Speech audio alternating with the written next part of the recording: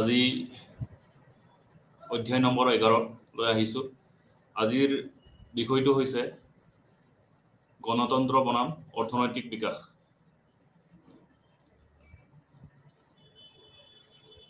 এই অধ্যায়ৰ মূল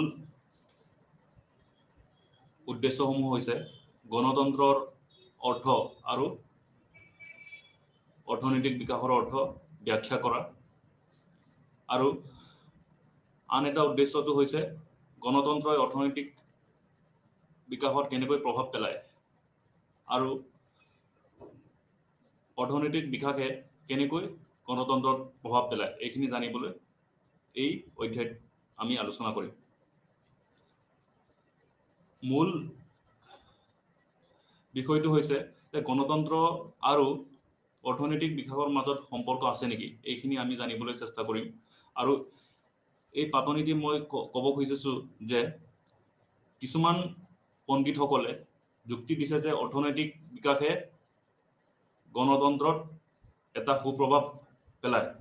আৰু কিছুমানে ক'ব খোজে যে গণতন্ত্ৰই অৰ্থনৈতিক বিকাশত সুপ্ৰভাৱ পেলায়। আমি এইখিনি ক'ব পাৰোঁ যে এছাম পণ্ডিতে ক'ব খোজে যে গণতন্ত্ৰ আৰু অৰ্থনৈতিক বিকাশৰ মাজত সামঞ্জস্যপূৰ্ণ আছে,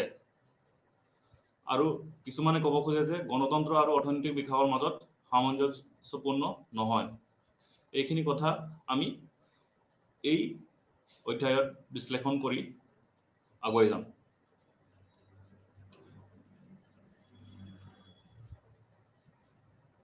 মূল বিষয়বস্তুলৈ যোৱাৰ আগতে গণতন্ত্ৰৰ ধাৰণাৰ বিষয়ে আমি আলোচনা কৰি লওঁ। গণতন্ত্ৰৰ ধাৰণাটো আচলতে প্ৰায় ২,৫০০ বছৰ পুৰণি ধাৰণা হয়। গণতন্ত্ৰৰ ধাৰণাটো আচলতে গ্ৰীক শব্দ ডেম'ক্ৰেটিকাৰ পৰা আহিছে। প্ৰাচীন গ্ৰীক সভ্যতাত বিশেষকৈ এথেন্স চহৰত ডেম'ক্ৰেচি বা গণতন্ত্ৰ প্ৰতিষ্ঠা হৈছিল বুলি কোৱা হয়। এই দুটা শব্দৰে গঠিত। এই এটা শব্দ হৈছে ডেমো আৰু আনটো হৈছে ক্ৰেটছ। ডেমোৰ অৰ্থ হৈছে জনতা বা জনসাধাৰণ, ক্ৰেটছৰ অৰ্থ হৈছে পাৱাৰ বা ক্ষমতা। তো এইখিনিক আমি ক'ব পাৰোঁ যে জনসাধাৰণৰ ক্ষমতা বা ক্ষমতা থকা এটা ৰাজনৈতিক ব্যৱস্থা, বা যাক আমি পূৰ্ণ এটা সংজ্ঞা দিব বিচাৰিলে গণতন্ত্ৰ হৈছে এনে এক ৰাজনৈতিক ব্যৱস্থা য'ত জনসাধাৰণৰ এটা ক্ষমতা আছে। আৰু গণতন্ত্ৰৰ কেনেকৈ ইমপ্লিমেণ্ট বা ৰূপায়িত কৰিব লাগে এইখিনিক লৈ মানুহৰ মাজত দ্বিমত আছে, আৰু দেখা যায় যে তাৰ উপৰিও দেখা যায় যে গণতন্ত্ৰ আৰু অৰ্থনৈতিক বিকাশৰ মাজত সুসম্পৰ্ক যদিও আছে, তাৰ লগতে ৰূপায়ণ কৰাক লৈ ইমপ্লিমেণ্টেশ্যন বা ৰূপায়ণ কৰাক লৈ বহুতখিনি দ্বিমত আছে বিভিন্ন পণ্ডিতসকলৰ মাজত, আৰু তাক লৈ বিভিন্ন ধৰণৰ বিতৰ্ক চলি থাকে। আৰু সেইবাবে আমি দেখা পাওঁ যে গণতন্ত্ৰৰো কিছুমান ভাগ আছে। গণতন্ত্ৰ প্ৰত্যক্ষ বা ডাইৰেক্ট ডেম'ক্ৰেচি বা প্ৰত্যক্ষ গণতন্ত্ৰ বুলি যাক আমি কওঁ, কিছুমান ইনডাইৰেক্ট ডেম'ক্ৰেচি বা পৰোক্ষ গণতন্ত্ৰ, কিছুমান প্ৰতিনিধিত্বমূলক গণতন্ত্ৰ বা ৰিপ্ৰেজেণ্টেটিভ ডেম'ক্ৰেচি বুলি কোৱা হয়। এই গণতন্ত্ৰসমূহৰ বিভিন্ন ভাগ থকা দেখা যায়, আৰু গণতন্ত্ৰই আচলতে মানুহৰ নাগৰিক স্বাধীনতা বা সমতা স্থাপন কৰাত সহায় কৰে বুলি কোৱা হয়। গণতন্ত্ৰ পূৰ্বতে আচলতে এটা বৰ্জনীয় প্ৰকৃতিৰ আছিল, এটা চামক বৰ্জন কৰা হৈছিল গণতন্ত্ৰত। আচলতে এই ধৰণৰ গণতন্ত্ৰ প্ৰাচীনভাৱে গ্ৰীচসকলৰ যিটো চলি আছিল, এইখিনি কিছুমান বিতৰ্কৰ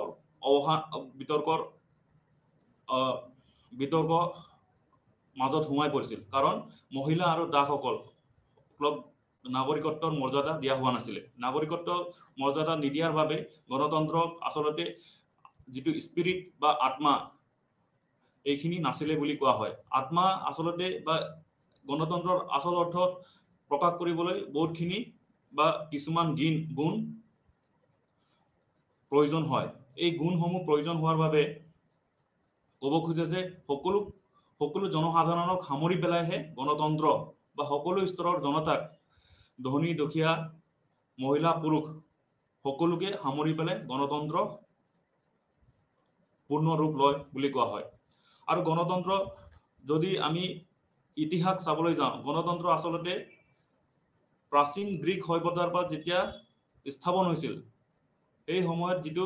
বৰ্জিত প্ৰকৃতিৰ আছিল, তাৰপিছত ক্ৰমান্বয়ে বিকাশ ঘটিছে। আজিৰ তাৰিখত গণতন্ত্ৰৰ বিকাশ হৈ পেলাই বিভিন্ন ৰূপ ধাৰণ কৰিছে, য'ত নেকি মানুহৰ মাজত কিছুমান ৰূপায়ণক লৈ, কিছুমান দিশ ৰূপায়ণক লৈ বিতৰ্ক সূচনা কৰিছে। আৰু আমি যদি বিশ্লেষণ কৰোঁ, গণতন্ত্ৰৰ বিষয়ে কোৱা হয় যে গণতন্ত্ৰ আচলতে ফ্ৰান্স যিটো ফৰাচী যিটো বিপ্লৱ হৈছিল 1789 চনত, এই ফৰাচী বিপ্লৱৰ সময়ত দেখা যায় যে লিবাৰ্টি, ইকুৱেলিটি আৰু ফ্ৰেটাৰ্নিটি, যাক আমি অনুবাদ কৰিব পাৰোঁ স্বাধীনতা, সমতা আৰু ভাতৃত্ববোধ, এইখিনি মূল শ্লোগান আছিল তেওঁলোকৰ। আৰু এই ধৰণৰ শ্লোগানে কি সূচায়? এই ধৰণৰ শ্লোগানে সূচায় যে এটা জনপ্ৰিয় সাৰ্বভৌমত্ব ৰাইজৰ হাতত আছে, আৰু এই সাৰ্বভৌমত্ব বিষয়টো বা সাৰ্বভৌমত্ব দিশটো গণতন্ত্ৰত ৰাইজৰ বা জনসাধাৰণৰ ওচৰত থাকে, এইখিনি প্ৰতিফলিত হয়। আৰু দেখা যায় যে যদিও কিছুমান পশ্চিমীয়া দেশত গণতন্ত্ৰ স্থাপন হৈছিল, এই গণতন্ত্ৰ স্থাপন হোৱাৰ যিটো আত্মা আমি আগতে উল্লেখ কৰিছোঁ, যে যিটো স্পিৰিট, এইখিনি স্থাপন হোৱা নাছিল। এই স্থাপন নোহোৱাৰ মূল কাৰণটো হৈছে কিছুমান শ্ৰেণীৰ নাগৰিকক কিছুমান লিংগৰ ভিত্তিত নাগৰিকত্বৰ পূৰ্ণ সুবিধা দিয়া নাছিল। যেনেবা আমি ক'ব পাৰোঁ যে ভোটাধিকাৰত সাব্যস্ত কৰা মহিলাসকলৰ বহুত কেইখন দেশত নাছিল। আনকি ফৰাচী বিপ্লৱ য'ত হৈছিল ফ্ৰান্সত, দেখা যায় যে 1944 বা 44 চনলৈকে 1944 চনলৈকে মহিলাসকলক ভোটাধিকাৰ প্ৰদান কৰা হোৱা নাছিল। আৰু আন এটা দেশ, আমি পশ্চিমীয়া দেশৰ উদাহৰণ ল'ব পাৰোঁ যে আমেৰিকা যুক্তৰাষ্ট্ৰটো 1920 চনলৈকে মহিলাসকলক অধিকাৰ দিয়া নাছিল ভোটাধিকাৰ সাব্যস্ত কৰিবলৈ। 20 চনৰ পৰাহে ভোটৰ অধিকাৰ মহিলাসকলক সামৰি লোৱা হৈছিলে। আনকি ব্ৰিটিছসকলেও 1928 চনলৈকে মহিলাসকলক ভোটাধিকাৰ দিয়া হোৱা নাছিলে। এই ভোটাধিকাৰ নিদিয়া কাৰণবিলাক যদি চাবলৈ যাওঁ, এইটো এটা বৈষম্যমূলক এটা গণতন্ত্ৰ প্ৰতিষ্ঠা হৈছিল বুলি ক'ব পাৰোঁ। আৰু উল্লেখ কৰিব পৰা যায় যে সাউথ আফ্ৰিকাত, দক্ষিণ আফ্ৰিকাতো 2015 চনলৈকে মহিলাসকল পৌৰসভাত নিৰ্বাচনত তেওঁলোকে যোগদান কৰিব পাৰিছিল, তথা তেওঁলোকে নিৰ্বাচনত ভোটাধিকাৰ সাব্যস্ত কৰিব পাৰিছিল। আৰু এইখিনি বিশ্লেষণ কৰিলে দেখা পাওঁ যে আচলতে গণতন্ত্ৰৰ যিটো আত্মা, আচলতে যিটো সমতাৰ দৃষ্টিৰে যিটো চাব লাগে, এই সমতাৰ দৃষ্টিৰ পৰা বহুতখিনি দেশত সমতা স্থাপন কৰাৰ পৰা বিৰত আছিল, কাৰণ মহিলাসকল অলপ বৰ্জিত কৰা হৈছিল। আৰু আনকি আন এটা শ্ৰেণীৰ লোকক বা সমাজৰ সমাজৰ এটা গুৰুত্বপূৰ্ণ ভাগকো আমেৰিকা যুক্তৰাষ্ট্ৰত ভোটাধিকাৰ সাব্যস্ত কৰিবলৈ দিয়া হোৱা নাছিলে। এনে এখন ৰাষ্ট্ৰ আছিল য'ত নেকি 1965 চনলৈকে আফ্ৰিকান আমেৰিকান বা যিসকল কৃষ্ণাংগ লোক আছিল তেওঁলোকক ভোটাধিকাৰ সাব্যস্ত কৰাৰ পৰা বিৰত ৰাখিছিল। 1965 চনৰ পৰাই তেওঁলোকক ভোটাধিকাৰ সাব্যস্ত কৰিবলৈ অধিকাৰ দিয়া হৈছিল। আৰু এনেবোৰ দেশ বিশ্লেষণ কৰিলে দেখা যায় যে এনে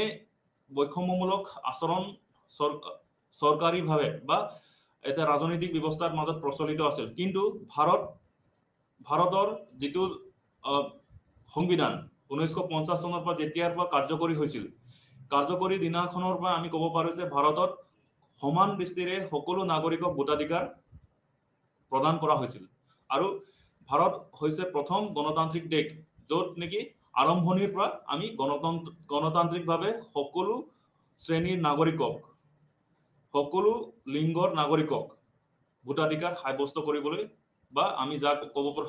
সাৰ্বজনীন ভোটাধিকাৰ সাব্যস্ত কৰাৰ এটা সুযোগ প্ৰদান কৰা হৈছিল। এইটো এটা বিৰল উদাহৰণ বুলি ক'ব পাৰোঁ, য'ত আৰম্ভণিৰ পৰাই আমি ভাৰতত ভোটাধিকাৰ সাব্যস্ত কৰিবলৈ সকলো স্তৰৰ নাগৰিকক, সকলো লিংগৰ নাগৰিকক সুবিধা প্ৰদান কৰি আহিছোঁ। আৰু আন এটা দিশ আমি উল্লেখ কৰিব পাৰোঁ যে কিছুমান দেশত যদিও গণতন্ত্ৰ প্ৰতিষ্ঠা হৈছিল, গণতন্ত্ৰ প্ৰতিষ্ঠা হোৱাৰ পিছতো সাৰ্বজনীনভাৱে ভোটাধিকাৰ বা সাৰ্বজনীনভাৱে সকলো শ্ৰেণীৰ নাগৰিকক সমান অধিকাৰ দিয়াৰ পৰা বঞ্চিত কৰি ৰাখিছিল। আৰু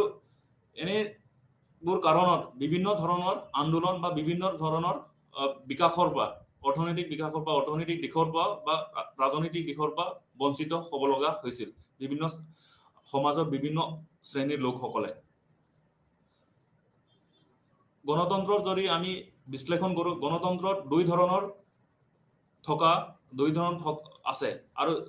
আমি ক'ব পাৰোঁ যে সাবষ্টেন্টিভ আৰু প্ৰচিডিউৰেল ডেমক্ৰেসি বুলি ক'ব পাৰোঁ। প্ৰচিডিউৰেল ডেমক্ৰেসি অসমীয়াত অনুবাদ আমি ক'ব পাৰোঁ যে নিয়মানুসৰিক বা কেতিয়াবা মিনিমেল ডেমক্ৰেসি বা ন্যূনতম গণতন্ত্ৰ বুলি কোৱা হয়, কাৰণ তেওঁলোকে নিয়ম অনুসৰি সময়ত নিৰ্বাচন পাতি সময়ত নতুন চৰকাৰ গঠন কৰা আৰু নিয়মৰ যিখিনি নিয়ম নীতিৰ অধীনত যিখিনি পৰিচালনা কৰিব লাগে, এই ৰাজনৈতিক ব্যৱস্থা পৰিচালনা কৰাটো হৈছে, এই গণতান্ত্ৰিক ব্যৱস্থা প্ৰৱৰ্তন কৰাটো হৈছে, নিয়ম অনুসৰি গণতান্ত্ৰিক ব্যৱস্থা প্ৰৱৰ্তন কৰাটো হৈছে প্ৰচিডিউৰেল বা নিয়মানুসৰিক বা যাক আমি কওঁ মিনিমেল ডেমক্ৰেসি, য'ত নেকি যিখিনি ন্যূনতম যিখিনি প্ৰয়োজন হয়, ন্যূনতম প্ৰয়োজন হোৱা যিখিনি আহিলা বা যিখিনি সঁজুলি, যেনেবা নিৰ্বাচন অনুষ্ঠিত কৰা সময়মতে আৰু নিৰ্বাচন অনুষ্ঠিত কৰি পেলাই নতুন চৰকাৰ গঠন কৰা, আৰু এনেবোৰ যিটো ৰাজনৈতিক ব্যৱস্থা যিবোৰ গণতন্ত্ৰ প্ৰতিষ্ঠা হৈছে, ইয়াক আমি ক'ব পাৰোঁ প্ৰচিডিউৰেল বা নিয়মানুসৰিক বা কেতিয়াবা মিনিমেল ডেমক্ৰেসি বা ন্যূনতম গণতন্ত্ৰ বুলি ক'ব পাৰোঁ। আন এটা দিশ হৈছে সাবষ্টেন্টিভ বা আমি সম্প্ৰসাৰিত ডেমক্ৰেসি বা গণতন্ত্ৰ বুলি ক'ব পাৰোঁ। সম্প্ৰসাৰিত ডেমক্ৰেসি হৈছে যিটো প্ৰচিডিউৰেল বা নিয়মানুসৰিক যিটো বা মিনিমেল বা ন্যূনতম গণতন্ত্ৰত আহুৱা বা তাৰ যিখিনি শ্বৰ্টকামিং থাকি যায়, এইখিনি আহুৱাসমূহ দূৰ কৰিবলৈ সাবষ্টেন্টিভ বা সম্প্ৰসাৰিত বা আমি ক'ব পাৰোঁ যে উচ্চতম গণতন্ত্ৰত এইখিনি আহুৱা দূৰ কৰিবলৈ চেষ্টা কৰে। তাৰ যিখিনি সীমিত যিটো প্ৰকৃতিৰ আছিল প্ৰচিডিউৰেল ডেমক্ৰেসি বা নিয়মানুসৰিক গণতন্ত্ৰত, এইখিনি আহুৱা দূৰ কৰিবলৈ সাবষ্টেন্টিভ বা সম্প্ৰসাৰিত গণতন্ত্ৰত চেষ্টা কৰে। যেনে সম্প্ৰসাৰিত গণতন্ত্ৰত পোনপ্ৰথমে তেওঁলোকে সামাজিক আৰু ৰাজনৈতিক তথা অৰ্থনৈতিক দিশটো তেওঁলোকে বিশ্লেষণ কৰে, আৰু বিশ্লেষণ কৰাৰ উপৰি তেওঁলোকে ৰাজনৈতিক তথা অৰ্থনৈতিক সমতা স্থাপন কৰিব বিচাৰে। আৰু চৰকাৰৰ দ্বাৰা যিখিনি আহুৱা আছে, যদি ৰাজনৈতিক ক্ষমতা নাই, যদি অৰ্থনৈতিক ক্ষমতা নাই, এইখিনি তেওঁলোকে চৰকাৰৰ প্ৰচেষ্টাৰ দ্বাৰা সকলো শ্ৰেণীৰ নাগৰিকক সমান অধিকাৰ বা আগুৱাই যাবলৈ পূৰ্ণ সুযোগ দিবলৈ চেষ্টা কৰে। সাবষ্টেন্টিভ ডেমক্ৰেসি বা সম্প্ৰসাৰিত গণতন্ত্ৰত। সম্প্ৰসাৰিত গণতন্ত্ৰত আন এটা দিশ আমি ক'ব পাৰোঁ যে সম্প্ৰসাৰিত গণতন্ত্ৰত এটা হৈছে যে যিসকল প্ৰান্তীয় লোক আছে বা মাৰ্জিনেলাইজ লোক আছে, মাৰ্জিনেলাইজ বা প্ৰান্তীয় লোকসকল আছে, এই যেনিবা দৰিদ্ৰ সীমাৰেখাৰ দৰিদ্ৰ লোকসকল বা মহিলাসকল, য'ত নেকি সমাজত সম্পূৰ্ণ অধিকাৰৰ বা বঞ্চিত হৈ আছে, সেইসকলৰ বাবেও সাবষ্টেন্টিভ বা উচ্চতম বা আমি ক'ব পাৰোঁ যে সম্প্ৰসাৰিত ডেমক্ৰেসিত এইখিনি অধিকাৰক লৈ, এইখিনি মানুহৰ অধিকাৰক লৈ তেওঁলোকে চৰকাৰৰ প্ৰচেষ্টাৰ দ্বাৰা সমান অধিকাৰ বা সমতা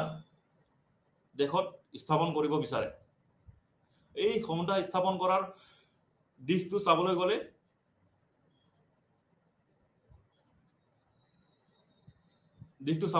ক'ব পাৰোঁ যে গণতন্ত্ৰ এটা এটা দিশ বা গণতন্ত্ৰ এটা ৰাজনৈতিক ব্যৱস্থা, এই ৰাজনৈতিক ব্যৱস্থা য'ত নেকি সমাজত সমতা স্থাপন কৰাৰ দায়িত্ব বা দায়বদ্ধতা আছে আৰু অৰ্থনৈতিক বিকাশৰো দায়িত্ব পালন কৰে। আৰু আমি এই ধাৰণাটোৰ লগত ৰাখি পেলাই কিছুমান গণতন্ত্ৰৰ যিখিনি এডভান্টেজেছ বা সুবিধা এইখিনি ক'ব পাৰোঁ, বা যিখিনি গুণ গণতন্ত্ৰই ক'ব পাৰোঁ যে কিছুমান গুণ আছে য'ত নেকি আন ৰাজনৈতিক ব্যৱস্থাৰ লগত তুলনা নহয়। এই ৰাজনৈতিক ব্যৱস্থাৰ তুলনা নহয় যেনিবা স্বৈৰাচাৰী শাসনৰ পৰা প্ৰতিৰোধ কৰিব পাৰে। গণতন্ত্ৰত নাগৰিক স্বাধীনতা আৰু ৰাজনৈতিক স্বাধীনতা প্ৰদান কৰা হয়। আৰু গণতন্ত্ৰত দেখা যায় যে গণতন্ত্ৰই আন এটা গণতন্ত্ৰৰ লগত যুদ্ধত লিপ্ত নহয়। গণতন্ত্ৰ সেইভাবে যদি প্ৰতিষ্ঠা হয় কোনো এখন দেশত যুদ্ধৰ সম্ভাৱনা হ্ৰাস হয় বুলি কোৱা হয়। আৰু গণতন্ত্ৰৰ এইখিনি সুবিধাৰ বাবে গণতন্ত্ৰ প্ৰতিষ্ঠা হ'ব লাগে বুলি কিছুমানে পোষকতা কৰে। আৰু গণতন্ত্ৰৰ এই স্বাধীনতা দিয়াৰ বাবে নাগৰিক স্বাধীনতা আৰু ৰাজনৈতিক স্বাধীনতা বা অৰ্থনৈতিক স্বাধীনতা দিয়াৰ বাবে এনেবোৰ গুণৰ বাবে বা এনেবোৰ সুবিধাৰ বাবে গণতন্ত্ৰ প্ৰতিষ্ঠা হ'ব লাগে বুলি বহুতে ক'ব খোজে। আন এটা দিশ আমি যদি চাবলৈ যাওঁ, গণতন্ত্ৰই কিছুমান দিশ বা কিছুমান পৰিৱেশ ৰচনা কৰে য'ত নেকি সিদ্ধান্ত গ্ৰহণকাৰীসকলক বা ডিচিশ্যন মেকাৰ মূল নীতি নিৰ্ধাৰণকাৰীসকলক বাধা প্ৰদান কৰে। জে.এছ. মিলে এনেকৈ কৈছে যে মিলছৰ অনুসৰি যে গণতন্ত্ৰ যদি প্ৰতিষ্ঠা হয়, গণতন্ত্ৰত মানুহৰ হিতাৰ্থে মানুহৰ মতামত আৰু মানুহৰ যিটো স্বাৰ্থ, মানুহৰ স্বাধীনতা, এইখিনি গোটেইখিনি দিশ চাব লাগে আৰু গৰিষ্ঠ সংখ্যক মানুহৰ মতামত তেওঁলোকে ল'ব লাগে। ফলত যিসকল সিদ্ধান্ত গ্ৰহণকাৰী থাকে, যিসকল নীতি নিৰ্ধাৰণকাৰী থাকে, এই সকল লোকে তেওঁলোকৰ ক্ষমতা অপপ্ৰয়োগ কৰিব নোৱাৰে, ক্ষমতাৰ কেন্দ্ৰীকৰণ কৰিব নোৱাৰে। গণতন্ত্ৰ সেইভাবে প্ৰতিষ্ঠা হোৱাটো ভাল বুলি ক'ব খোজে যে যিহেতু স্বাৰ্থ ৰক্ষাৰ অৰ্থে কাম কৰে, মানুহৰ মতামতৰ দিশটো চাব লাগে আৰু মানুহৰ যিটো অধিকাৰ, মানুহৰ অধিকাৰকো তেওঁলোকে মনত ৰাখিব লাগে। আৰু অৰ্থপূৰ্ণভাৱে যদি ক'বলৈ যাওঁ, যাক আমি এপিষ্টেমোলজি বুলি কওঁ, অৰ্থৰ দিশৰ পৰা যদি চাবলৈ যাওঁ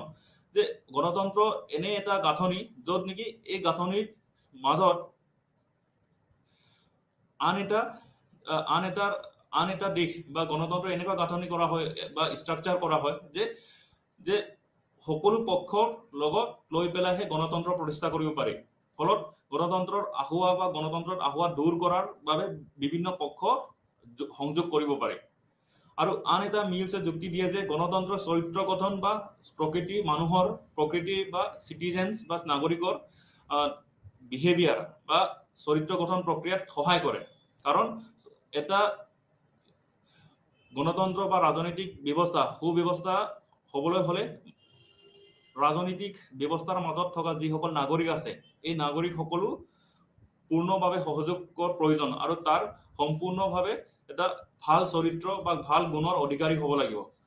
গণতন্ত্ৰই এই সুযোগ দিয়া হয় কাৰণ গণতন্ত্ৰই অধিকাৰ প্ৰদান কৰে নাগৰিকসকলক মুক্তভাৱে চিন্তা কৰাৰ এটা পৰিৱেশ ৰচনা কৰে। তাৰ বাবে গণতন্ত্ৰই এইখিনি সুবিধা থকাৰ বাবে গণতন্ত্ৰ প্ৰতিষ্ঠা হ'ব লাগে আৰু গণতন্ত্ৰৰ বহুতখিনি গুণ বা বহুতখিনি পৰিৱেশ ভাল হয় বা গণতন্ত্ৰ এটা সুস্থ ৰাজনৈতিক ব্যৱস্থাৰ প্ৰতি এটা ধনাত্মক দিশ আছে বুলি কোৱা হয়। এইখিনি হৈছে জে.এছ. মিলৰ ব্যাখ্যা বা জে.এছ. মিলৰ যুক্তি।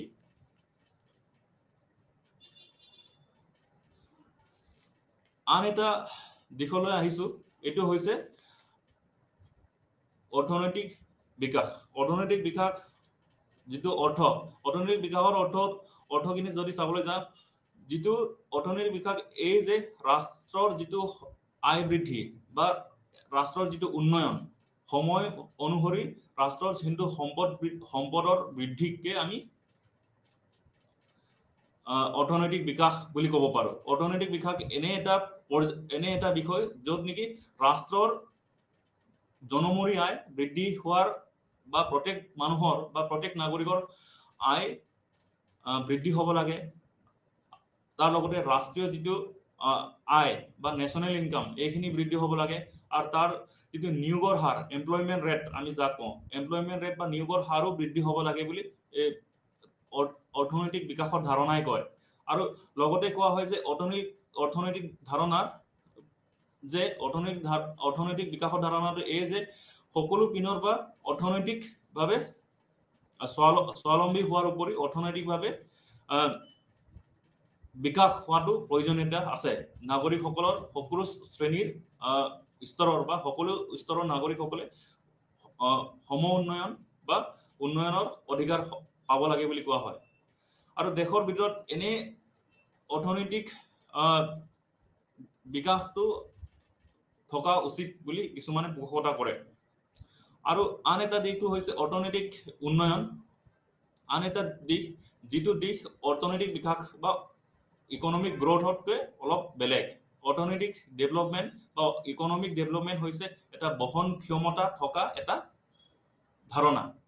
সাস্টেইনেবিলিটি বা বহন ক্ষমতা থকা ধাৰণা হয় আৰু বহন ক্ষমতা থকা ধাৰণাটো হৈছে এই যে ইকনমিক ডেভেলপমেণ্ট বিষয়টো বা অৰ্থনৈতিক উন্নয়নৰ ধাৰণাটো এই যে আজিৰ প্ৰজন্মই আন এটা প্ৰজন্মলৈ বা ভৱিষ্যতৰ প্ৰজন্মৰ কাৰণে সম্পদসমূহ সাঁচি দিয়া বা সম্পদসমূহ থৈ দিয়া বা সম্পদসমূহ বৰ্তাই ৰখাটো হৈছে অৰ্থনৈতিক উন্নয়নৰ মূল ধাৰণাটো অৰ্থনৈতিক উন্নয়নৰ ধাৰণাক লৈ কিছুমানে ক'ব খোজে যে বিভিন্ন কাৰকে অৰ্থনৈতিক বিকাশ সৃষ্টি কৰে আৰু অৰ্থনৈতিক বিকাশ হ'বলৈ কিছুমান কাৰক বা কিছুমান গুণ বা কিছুমান যিখিনি দৰকাৰী বস্তু আছে এই দৰকাৰী যিখিনি কাৰক আছে এই দৰকাৰী কাৰকসমূহ হৈছে যে অৰ্থনৈতিকভাৱে বিকাশ হ'বলৈ এখন দেশত প্ৰাকৃতিক সম্পদ থকাৰ প্ৰয়োজন প্ৰাকৃতিক সম্পদ থকাৰ প্ৰয়োজন প্ৰাকৃতিক সম্পদ যদি থাকে দেশত বাবে বহুতখিনি লাভৱান হয় আৰু দেশত সোনকালে উন্নয়নৰ দিশে বা বিকাশৰ পিনে গতি হয় বুলি কোৱা হয় আমি উদাহৰণ হিচাপে দিব পাৰোঁ যে যিখিনি ৱেষ্ট এছিয়া বা পশ্চিম এছিয়াৰ যিখিনি দেশ আছে য'ত তৈল ভাণ্ডাৰ বা তৈল সম্পদ আছে এই তৈল সম্পদ থকাৰ বাবে প্ৰাকৃতিকভাৱে তেওঁলোক অধিক লাভৱান হৈছে আৰু দেশত বিকাশ আনিব পাৰিছে আৰু এই বিকাশে সমাজৰ বা দেশৰ যিসকল নাগৰিকক উন্নত হ'বলৈ জীৱন ধাৰণৰ মান উন্নত হ'বলৈ এটা সুযোগ প্ৰদান কৰে পৰোক্ষভাৱে বা প্ৰত্যক্ষভাৱে আন এটা দিশ হৈছে আন্তঃগাঁথনি বা ইনফ্ৰাষ্ট্ৰাকচাৰ আমি যাক কওঁ আন্তঃগাঁথনি হৈছে অন্যতম এটা কাৰক য'ত নেকি এখন দেশত অৰ্থনৈতিক বিকাশ আনিব পাৰে অৰ্থনৈতিক বিকাশ কেনেকৈ আনিব পাৰি বুলি ক'লে যে আন্তঃগাঁথনি যদি মজবুত হয় আন্তঃগাঁথনি যদি সকলো পিনৰ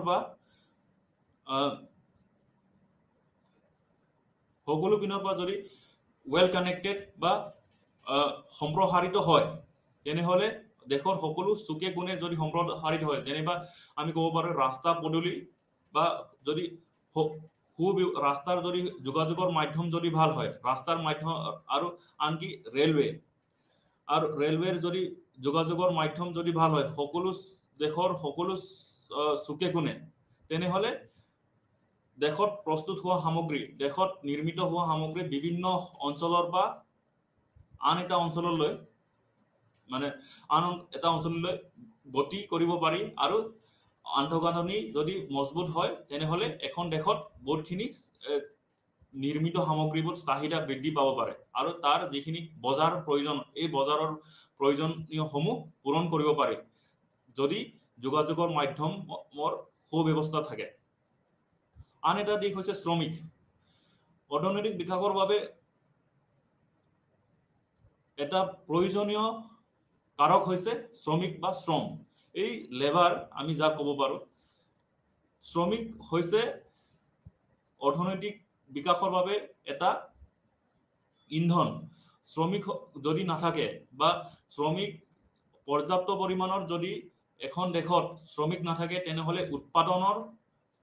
যিটো পৰিমাণ হ্ৰাস হ'ব পাৰে আৰু উৎপাদনত ব্যাঘাত জন্মাব পাৰে শ্ৰমিক যদি থাকে তেনেহলে ক'ব পাৰো যে দেশৰ বাবে অধিক লাভৱান হয় আৰু আন্তঃগাঁথনিৰ লগতে প্ৰাকৃতিক সম্পদৰ লগত যদি শ্ৰমিক বিশেষকৈ দক্ষ বা স্কিল লেবাৰ বা দক্ষ যদি শ্ৰমিক থাকে তেতিয়াহ'লে অধিক ভাল হয় বুলি কোৱা হয় আৰু দক্ষ যদি শ্ৰমিক থাকে তেনেহ'লে অৰ্থনৈতিক বিকাশত তেওঁলোকে বহুতখিনি অৰিহণা যোগাব পাৰে দক্ষ শ্ৰমিক থাকিলে এটা দেশত সকলো দিশৰ বা মংগল হয় বুলি কোৱা হয় আন এটা দিশ হৈছে প্ৰযুক্তি এই প্ৰযুক্তিটো হৈছে টেকনলজি আমি ক'ব পাৰো যে প্ৰযুক্তি যদি থাকে আন এটা দেশৰ পৰা আমদানি কৰিব নালাগিব আৰু দেশত যদি প্ৰযুক্তি সুব্যৱস্থা থাকে দেশত প্ৰাকৃতিক সম্পদ আৰু আন্তঃগাঁথনিৰ উপৰিও যাৰ যিখিনি শ্ৰমিক ভাল দিশত বা উপযুক্ত দিশত প্ৰযুক্তিৰ ব্যৱহাৰে এটা দেশক অৰ্থনৈতিক বিকাশ আনিব পাৰে প্ৰযুক্তিৰ দিশটো যদি চাবলৈ যাওঁ কিছুমান দেশ এনেকুৱা দেশ আছে য'ত এই দেশবিলাকত প্ৰযুক্তি খুব উন্নত কিন্তু দক্ষ শ্ৰমিক কিছুমানত নাথাকে বা পৰ্যাপ্ত পৰিমাণৰ শ্ৰমিক নাথাকে ফলত এই প্ৰযুক্তিৰ লগতে শ্ৰমিকৰো দক্ষতা থাকিব লাগিব আৰু প্ৰযুক্তিৰো এটা সুব্যৱস্থা থাকিব লাগিব এই প্ৰাকৃতিক যদি সম্পদ থাকে তেনেহলে প্ৰযুক্তি যদি আমদানি কৰিবলগীয়া হয় দেশত কিন্তু অৰ্থনৈতিক বিকাশৰ গতি ত্বৰান্বিত হ'ব নোৱাৰে বা তাত ব্যাঘাত জন্মাব পাৰে তাৰ লগতে আমি উল্লেখ কৰিব পাৰো যে অৰ্থনৈতিক বিকাশৰ বাবে ৰাজনৈতিক স্থিৰতা বা পলিটিকেল ষ্টেবিলিটি অতি প্ৰয়োজন ৰাজনৈতিক স্থিৰতা যদি নাথাকে এখন দেশত বিভিন্ন ধৰণৰ সমস্যা হ'ব পাৰে যিসকল বিনিয়োগকাৰী আছে বা যিসকল ইনভেষ্টৰ আমি যাক কওঁ এই বিনিয়োগকাৰীৰ সকলৰ আন এটা দেশলৈ তেওঁলোকে গমন কৰিব পাৰে এটা দেশ এৰি পেলাই ফলত ৰাজনৈতিক ব্যৱস্থাটো অতি এটা গুৰুত্বপূৰ্ণ বিষয় য'ত নেকি স্থিৰতা থকাটো অতি প্ৰয়োজন স্থিৰতা যদি নাথাকে এখন ৰাজনৈতিক ব্যৱস্থাত বিভিন্ন ধৰণৰ সমস্যাৰ সৃষ্টি কৰিব পাৰে যেনে আমি ক'ব পাৰো যে ৰাজনৈতিক এখন যদি গণতন্ত্ৰত বা এখন দেশত যদি ৰাজনৈতিক ব্যৱস্থা অস্থিৰ হৈ থাকে তেনেহলে বিভিন্ন ধৰণৰ সমস্যা যেনেবা মানুহৰ তাৰ যিখিনি প্ৰাকৃতিক সম্পদ তাৰ যিখিনি আন্তঃগাঁথনি তাৰ বিকাশ হ'বলৈ বা তাৰ যিখিনি বাধা বিকাশ হ'বলৈ তাৰ যিখিনি এটা ডাঙৰ প্ৰাচীৰ হিচাপে থিয় দিব পাৰে যদি ৰাজনৈতিক ব্যৱস্থাৰ স্থিৰতা নহয় তো ৰাজনৈতিক ব্যৱস্থাটো এটা দিশ যিটো গুৰুত্বপূৰ্ণ হয় আৰু অৰ্থনৈতিকভাৱে বিকাশ হ'বলৈ দেশসমূহ বা বিভিন্ন ৰাষ্ট্ৰসমূহ আমি মূল যিটো বিতৰ্ক বা মূল যিটো বিষয় এইখিনি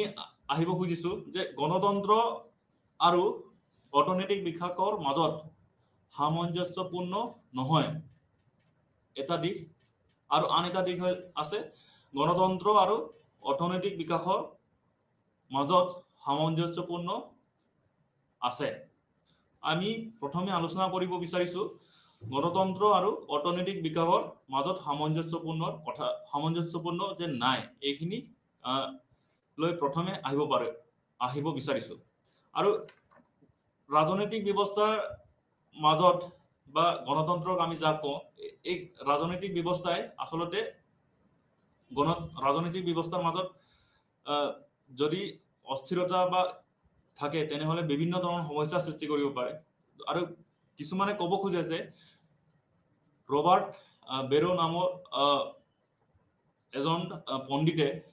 ক'ব খোজে যে ৰাজনৈতিক অধিকাৰ আচলতে এটা বৰ গুৰুত্বপূৰ্ণ বিষয় ৰাজনৈতিক অধিকাৰ বেছিকৈ অধিক প্ৰদান কৰিলেও বিকাশত প্ৰভাৱ নেপেলায় বুলি তেওঁ মত পোষণ কৰে যে তেওঁ ধনাত্মক দিশৰ পৰা ক'ব খোজে যে ৰাজনৈতিক অধিকাৰ যদি এখন দেশত প্ৰদান কৰা হয় এটা গণতন্ত্ৰত যদি প্ৰদান কৰা হয় তেনেহলে বিকাশত একো প্ৰভাৱ নেপেলায় আৰু গণতন্ত্ৰ হৈছে ৰাজনৈতিক ব্যৱস্থাত যদি প্ৰয়োজন দিয়া হয় তেতিয়াহে এটা দেশ উন্নত হ'ব বুলি তেওঁ মত পোষণ কৰে। এইটো গণতন্ত্ৰৰ আচলতে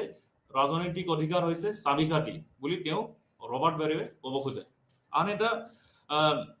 পণ্ডিত, এই পণ্ডিতৰ নামটো হৈছে জৰ্জ পছনাৰ। তেওঁ জৰ্জ পছনাৰে ক'ব খোজে যে কিছুমান দৰিদ্ৰ দেশসমূহত এনে এটা ৰাজনৈতিক ব্যৱস্থা গঢ় লৈ উঠে য'ত নেকি সাংস্কৃতিক আৰু প্ৰতিষ্ঠানবিলাক মজুত নহয়, আৰু সেই দৰিদ্ৰ দেশসমূহত তেনে সংস্কৃতি পূৰ্ব যিটো পৰিৱেশ লাগে গণতন্ত্ৰ প্ৰতিষ্ঠাৰ বাবে প্ৰি কণ্ডিশ্যন, এই পূৰ্ব পৰিৱেশ বা প্ৰি কণ্ডিশ্যনবিলাক কিছুমান দৰিদ্ৰ দেশসমূহত নাথাকে, ফলত তাত স্বৈৰাচাৰী শাসন বা ডিক্টেটৰিয়েল ৰিজিম স্থাপন কৰা হয় বুলি কোৱা হয়। স্বৈৰাচাৰী শাসন সৃষ্টি হোৱাৰ ফলত এনে দেশত বিভিন্ন ধৰণৰ সমস্যা বা বিভিন্ন ধৰণৰ দিশত প্ৰভাৱ পেলাব পাৰে। এইটো হৈছে গণতন্ত্ৰ আৰু অৰ্থনৈতিক বিকাশৰ মাজত সামঞ্জস্যতা নাই বুলি কোৱা কিছুমান যুক্তি বা কিছুমান মতামত, মানুহৰ মতামত। আৰু কিছুমানে ক'ব খোজে যে গণতন্ত্ৰত আচলতে ৰাজনৈতিক ব্যৱস্থা বা এখন ৰাজনৈতিক ব্যৱস্থাত মানে ৰাজনৈতিক অধিকাৰ প্ৰয়োজন নহয়, আৰু ৰাজনৈতিক অধিকাৰ যদি প্ৰয়োজন হয় তেনেহ'লে অৰ্থনৈতিক বিকাশ পিছ পৰি ৰ'ব বুলি ক'ব বিচাৰে। আৰু তাৰ বাবে কিছুমানে ক'ব খোজে যে এটা ভাল ৰাজনৈতিক ব্যৱস্থা থাকিলে অৰ্থনৈতিক বিকাশ বা অৰ্থনৈতিক উন্নয়নত প্ৰভাৱ পেলায়, আৰু তাৰ বাবে তেওঁলোকে অৰ্থনৈতিক দিশটো প্ৰথমে অগ্ৰাধিকাৰ দিব বিচাৰে। আমি যেনিবা ক'ব পাৰোঁ যে লি কুৱান ইউৰ যিটো থেচিছ, বা আমি ক'ব পাৰোঁ লি কুৱান ইউৰ হাইপথেচিছ বা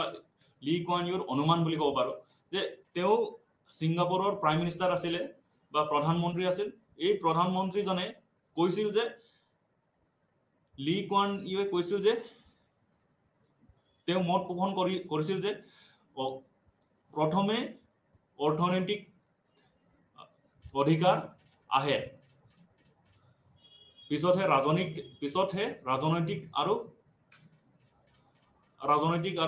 নাগৰিকৰ স্বাধীনতা বা অধিকাৰৰ প্ৰশ্ন আহে বুলি কোৱা হয়। তেওঁ ক'ব খোজে যে মানুহক যদি পচন্দ বা চইচ কৰিব দিয়া হয় তেনেহ'লে যেনে ৰাজনৈতিক অধিকাৰ আৰু অৰ্থনৈতিক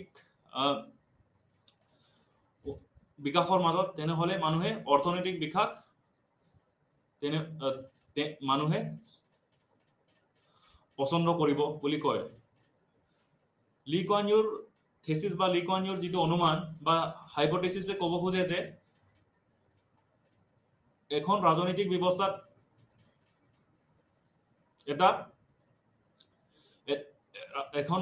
ব্যৱস্থাত মূল আচল বা পৰীক্ষাটো হৈছে যে অধিকাংশ নাগৰিকসকলক জীৱনৰ মানদণ্ড উন্নত কৰিব পাৰিছে নে নাই, এইখিনিহে চাব লাগে বুলি তেওঁ ক'ব খোজে। জীৱনৰ মানদণ্ড, ষ্টেণ্ডাৰ্ড অফ লিভিং, এইখিনি পৰীক্ষা কৰাৰটোহে আচল ৰাজনৈতিক ব্যৱস্থাৰ পৰীক্ষা বুলি তেওঁ ক'ব খোজে। তেওঁ সদায় কৈছিল যে অৰ্ডাৰ আৰু ডিচিপ্লিন, শৃংখলা আৰু অনুশাসনৰ প্ৰয়োজনীয়তা আছে বুলি ক'ব খোজে। তেওঁলোকে যুক্তি দিয়ে যে এই মতবাদ বা এই ধৰণৰ যিটো লি কুৱান ইউৰ সমৰ্থক বা এই চিন্তাধাৰাই ক'ব খোজে যে অৰ্থনৈতিক দিশটো অতি জৰুৰী, প্ৰথমতে ৰাজনৈতিক অধিকাৰতকৈ ৰাজনৈতিক অধিকাৰ পিছত আহে বা পিছলৈ তেওঁলোকে ঠেলি দিব খোজে। আৰু আন এটা দিশ আমি ক'ব পাৰোঁ যে এই মতবাদে কয় যে লি কুৱান ইউৰ যিসকল সমৰ্থক তেওঁলোকে ক'ব খোজে যে যে ৰাজনৈতিক ব্যৱস্থাত যিটো গণতন্ত্ৰ বা ৰাজনৈতিক ব্যৱস্থা আছে য'ত মানুহে ৰাজনৈতিক অধিকাৰ বা নাগৰিক অধিকাৰ দাবী কৰে, এই নাগৰিক অধিকাৰ বা ৰাজনৈতিক অধিকাৰ দাবী কৰা সকল আচলতে দাবী কৰা সমূহ দেশ হৈছে ৱেষ্টাৰ্ণ কাউন্ট্ৰি বা পশ্চিমীয়া দেশসমূহ। এই পশ্চিমীয়া দেশসমূহত কি হয় যে পশ্চিমীয়া দেশসমূহৰ এইটো এটা আৱেগ বা অবচেছন বুলি ক'ব পাৰি, বা তেওঁলোকে পশ্চিমীয়া সংস্কৃতি এটা অগ্ৰাধিকাৰ কালচাৰেল প্ৰায়ৰিটি, সাংস্কৃতিক অগ্ৰাধিকাৰ বা সাংস্কৃতিক প্ৰায়ৰিটি বা অগ্ৰাধিকাৰ প্ৰথমে অধিকাৰ দিব বিচাৰে এই ধৰণৰ যিখিনি ৰাজনৈতিক বা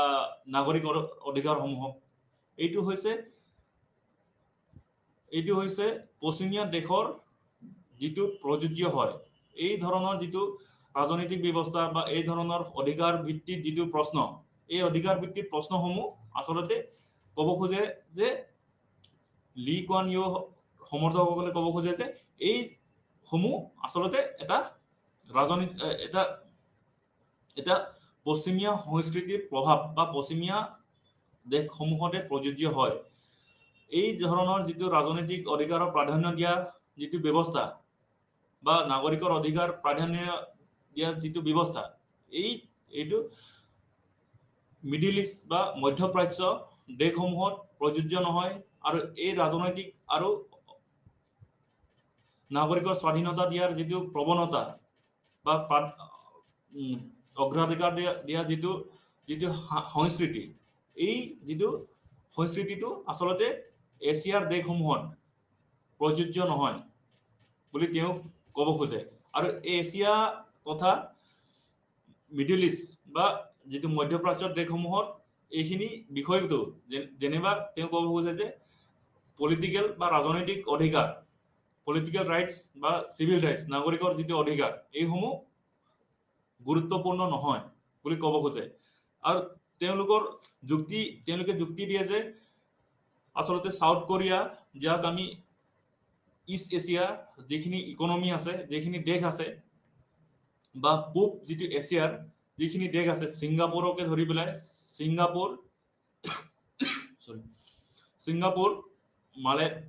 ছিংগাপুৰ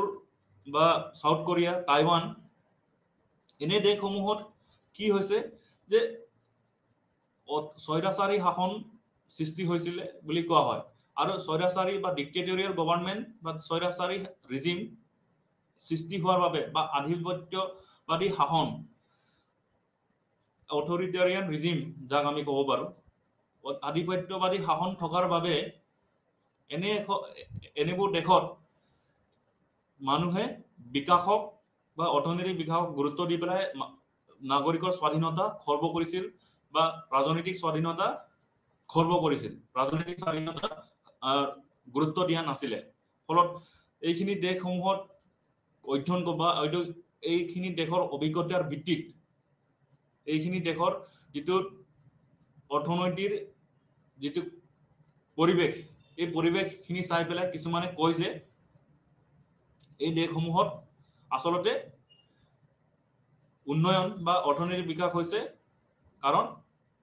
তাত অগ্ৰাধিকাৰ দিয়া হৈছিল অৰ্থনৈতিক বিকাশক বা অৰ্থনৈতিক অধিকাৰক, ইকনমিক ৰাইটক।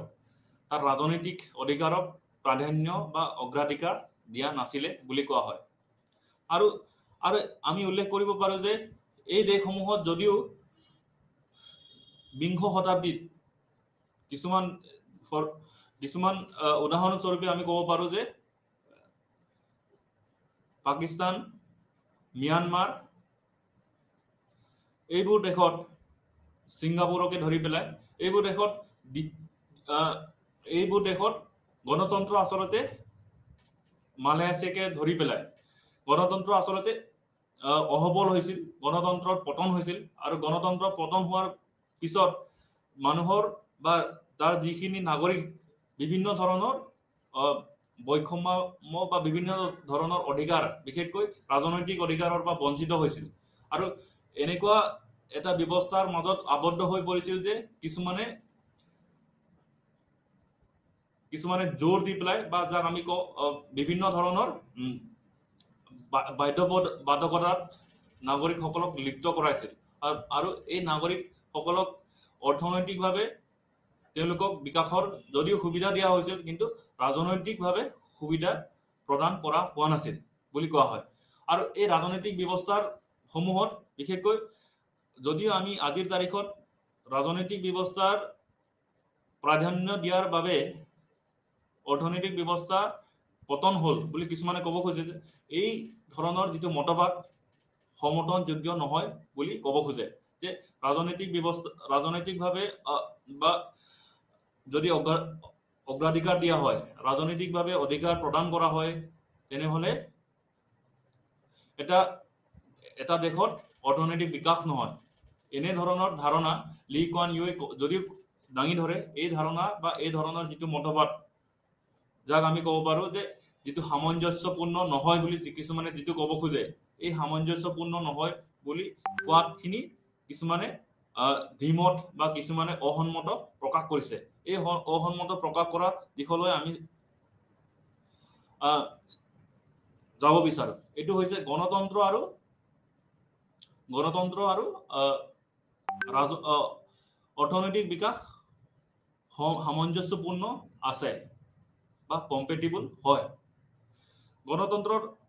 আচলতে ৰাজনৈতিক ব্যৱস্থাটোৰ মাজত সদায় মানুহৰ অধিকাৰ বা নাগৰিকৰ অধিকাৰ প্ৰদান কৰাটো মূল বিষয়বস্তু হয় আৰু লগতে ৰাজনৈতিকভাৱে সমমৰ্যাদা প্ৰদান কৰা এটা পৰিৱেশ ৰচনা কৰিলে এটা উন্নত এটা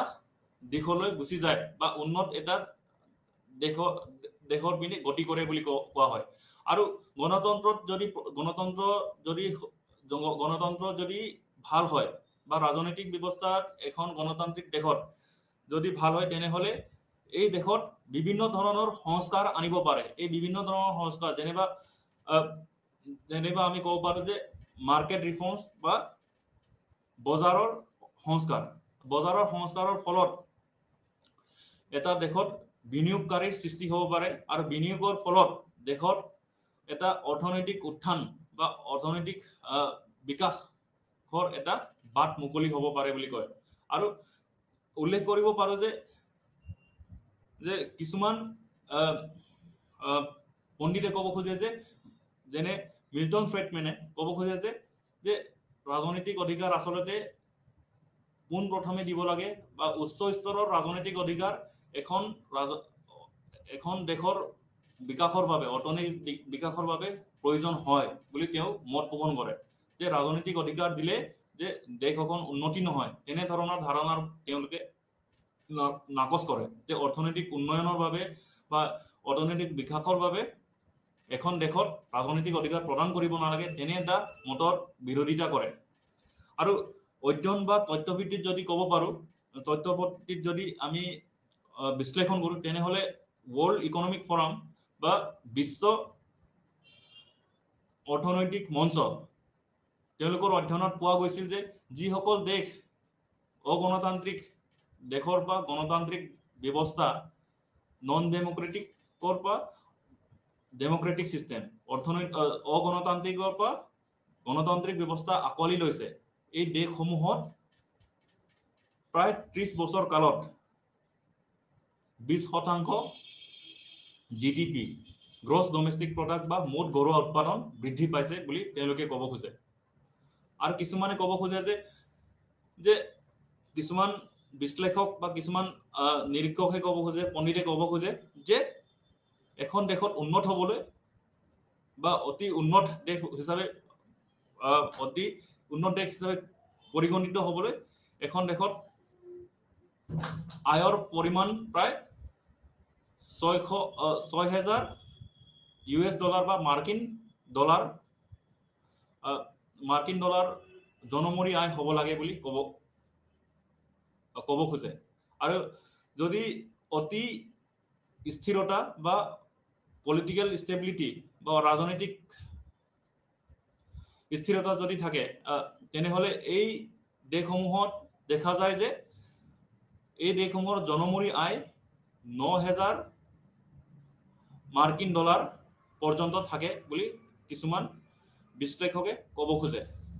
আৰু তেওঁলোকে ক'ব খোজে যে অৰ্থনৈতিক উন্নয়ন হ'বলৈ হলে আসলতে ৰাজনৈতিক অধিকাৰ গুৰুত্বপূৰ্ণ হয় আৰু ৰাজনৈতিক অধিকাৰ দিলেহে এখন দেশত এটা পৰিৱেশ ৰচনা হয় অৰ্থনৈতিক দিশত অগ্ৰগতি লাভ কৰিবলৈ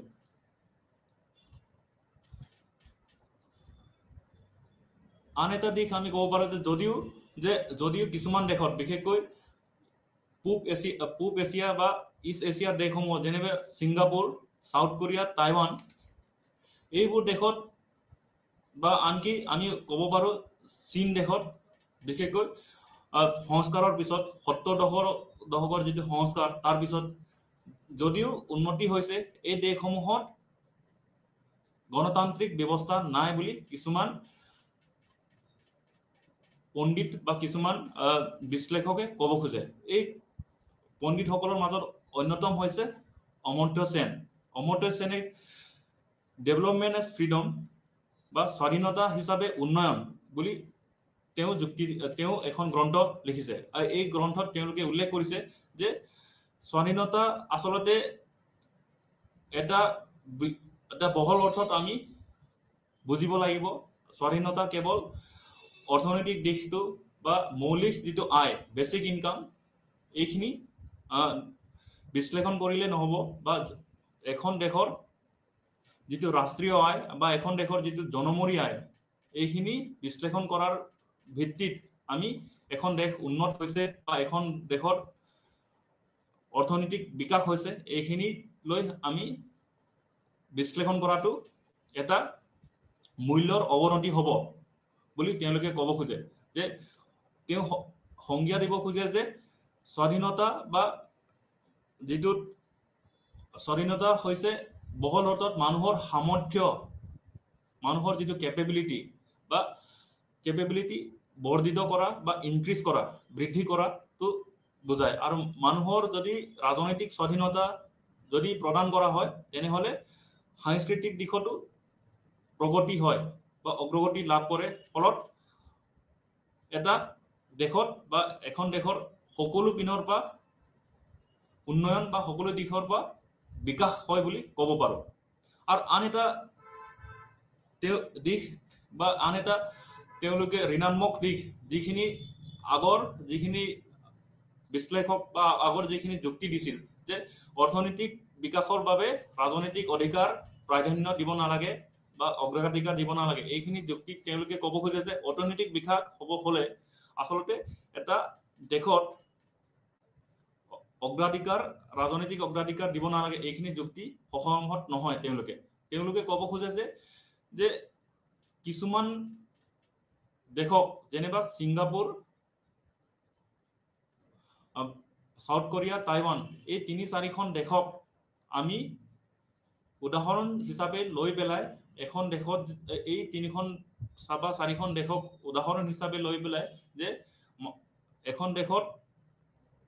ৰাজনৈতিক স্বাধীনতা বা এখন দেশত গণতন্ত্ৰৰ যে প্ৰৱৰ্তন হ'ব নালাগে তাত অৰ্থনৈতিক দিশটো বা অৰ্থনৈতিক অধিকাৰ প্ৰাধান্য দিব লাগে এইখিনি যুক্তি দিলে এটা বিতৰ্কিত যুক্তি বুলি তেওঁলোকে ক'ব খোজে কাৰণ এই দেশসমূহত দেখা গৈছে যে বিভিন্ন ধৰণৰ ঋণাত্মক বা নেগেটিভ দিশ আছে এই ঋণাত্মক দিশসমূহ যদি বিশ্লেষণ কৰো তেতিয়াহ'লে নাগৰিকৰ স্বাধীনতাৰ ফলত সীমিত কৰাৰ ফলত আসলতে যিটো ডেভেলপমেন্ট বা বিকাশৰ অৰ্থ সেইটো সীমিত হয় বুলি তেওঁলোকে ক'ব খোজে নাগৰিকৰ যদি স্বাধীনতা যদি সীমিত কৰা হয় আসলতে তাৰ যিটো শাসক আছে তাৰ যিসকল শাসক শ্ৰেণী আছে এই শাসক শ্ৰেণী যিসকল স্বৈৰাচাৰী শাসক আছে তেওঁলোকে সীমিত দৃষ্টিভংগীৰ পৰাহে উন্নয়নৰ সংজ্ঞা দিব বিচাৰে এই উন্নয়নৰ সংজ্ঞাটো আসলতে এটা পাৰ্চিয়েল বা এটা প্ৰকাৰান্ত একপক্ষীয় এটা ধাৰণা বুলি তেওঁলোকে ক'ব খোজে আৰু এনেকুৱা এখন দেশ আছে যে যেনিবা আমি উদাহৰণ দিব পাৰো যে বটছৱানা বা আফ্ৰিকাৰ যিটো দেশ, এই আফ্ৰিকাৰ দেশত অতি উন্নত দেশ হয় বা এই দেশত বহুত যুগ ধৰি গণতন্ত্ৰ ব্যৱস্থা আছে, গণতন্ত্ৰ প্ৰতিষ্ঠা হৈ আছে। এই গণতন্ত্ৰ প্ৰতিষ্ঠা হোৱাৰ দিশটো চাবলৈ গ'লে ক'ব পাৰো যে এই গণতন্ত্ৰত ৰাজনৈতিক অধিকাৰো প্ৰদান কৰা হৈছে, নাগৰিকৰ অধিকাৰো প্ৰদান কৰা হৈছে, আৰু এই দেশসমূহত উন্নয়ন আৰু ডেভেলপমেণ্ট আমি যাক ক'ব পাৰো বা অৰ্থনৈতিক বিকাশ বা ইকনমিক গ্ৰোথ হৈ আছে, য'ত আমি ক'ব পাৰো যে লি কুৱান ইউৰ যিটো হাইপথেচিছ, লি কুৱান ইউৰ যিখিনি অনুমান, লি কুৱান ইউৰ যিটো মতবাদ, এই লি কুৱান ইউৰ মতবাদে কৈছিল যে ৰাজনৈতিক অধিকাৰ প্ৰাধান্য দিব নালাগে আৰু প্ৰথমে অৰ্থনৈতিক অধিকাৰ প্ৰাধান্য দিব লাগে এখন দেশত অৰ্থনৈতিক বিকাশ হ'বলৈ। এইখিনি যিটো এটা ডেফিনিটিভ প্ৰুফ বা পূৰ্ণ এটা প্ৰমাণ নহয় বুলি আমি ক'ব পাৰো। এই যিটো যুক্তি দিছে, এই যুক্তি আচলতে পৰিসংখ্যাৰ ভিত্তিৰ পৰা চাবলৈ গ'লে, পৰিসংখ্যা ভিত্তিৰ পৰা বা ষ্টেটিষ্টিক্স যদি আমি পৰীক্ষা কৰো, তেতিয়াহ'লে দেখা পাওঁ যে এই দেশসমূহত সম্পূৰ্ণভাৱে সকলো দিশটো সামৰি লোৱা নাই। যেনে তাৰ নাগৰিক আৰু ৰাজনৈতিক স্বাধীনতা সামৰি লোৱা নাই, আৰু এই দেশসমূহ সীমিত দেশসমূহ অধ্যয়ন কৰি পেলাই এনে সিদ্ধান্তত উপনীত হৈছে বুলি তেওঁলোকে ক'ব খোজে। আৰু আজিৰ তাৰিখত এই যিটো ধাৰণা, বিশেষকৈ এই যিটো মতবাদত কিছুমানে সেইভাৱে বিৰোধিতা কৰে যে গণতন্ত্ৰ স্থাপন হ'লেহে এখন দেশত অৰ্থনৈতিক বিকাশ হয়, আৰু অৰ্থনৈতিক বিকাশৰ যিটো পৰিৱেশ ৰচনা কৰিবলৈ গণতন্ত্ৰ এটা উত্তম ৰাজনৈতিক ব্যৱস্থা বুলি বহুতে মত পোষণ কৰে। আৰু উল্লেখ কৰিব পাৰো যে এই যিটো গণতন্ত্ৰৰ যিটো উদাহৰণ দিছো, এই গণতন্ত্ৰৰ দিশটো যদি চাবলৈ যাওঁ, যে কিছুমান দেশ আছে, বিশেষকৈ সাউথ কোৰিয়া বা টাইৱান বা যিটো ছিংগাপুৰ, এই দেশসমূহত যদিও ৰাজনৈতিক ব্যৱস্থাসমূহ স্বৈৰাচাৰী শাসন আছে, এই ৰাজনৈতিক ব্যৱস্থাসমূহত অৰ্থনৈতিকভাৱে উন্নয়ন হৈছে বা অৰ্থনৈতিকভাৱে বিকাশ হৈছে, কিন্তু এই অৰ্থনৈতিক উন্নয়নৰ ফলত বিভিন্ন ধৰণৰ সমস্যাৰ সৃষ্টি হয়। আমি উল্লেখ কৰিব পাৰো যে সোভিয়েত ইউনিয়ন বা যিখিনি সোভিয়েত যিটো প্ৰজাতন্ত্ৰ আছিলে, এই সোভিয়েত প্ৰজাতন্ত্ৰ কালৰ সময়ছোৱাত যিখিনি চেন্ট্ৰেল এছিয়া বা মধ্য এছিয়াৰ যিখিনি